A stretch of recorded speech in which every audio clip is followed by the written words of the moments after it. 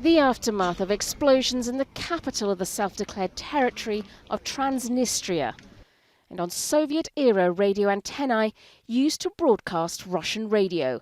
A military unit was also targeted. This small sliver of land that sits on the Moldovan border with Ukraine is on high alert.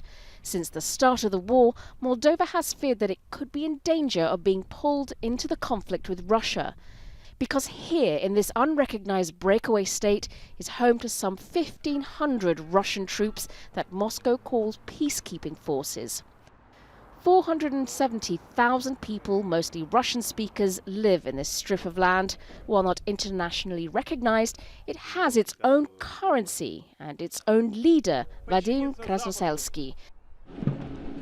There is also a military guard, but what's causing concern is not just the Russian troops who have been here since the civil war in the early 1990s, it's also the 40,000 tons of weaponry and ammunition that remain at an arms depot here since the collapse of the Soviet Union. Moldova's President Maia Sandu vowed a peaceful negotiation, but condemned what she said were any attempts to ruin the country's neutral status. We remain open to continue dialogue so as to solve the conflict in the region in a peaceful manner, negotiated through diplomatic channels, one that would offer people in Moldova, including those in the region of Transnistria, a chance to a peaceful and prosperous life.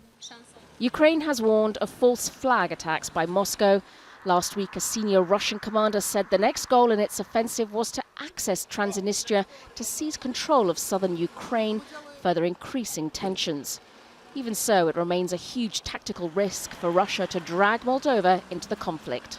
Russia would need to have a successful offensive in southern Ukraine, which would mean that major cities like Mykolaiv, which is currently a battleground, Odessa, which is an even bigger battleground, would have to fall first, and then they could think about making a land bridge to Transnistria. So as long as Odessa remains outside of Russian hands, that's an illusory goal right now. Meanwhile, many watch and wait to see what will happen here, in this territory that could define the next phase of Russia's campaign. Sonia, Gallego, Al Jazeera.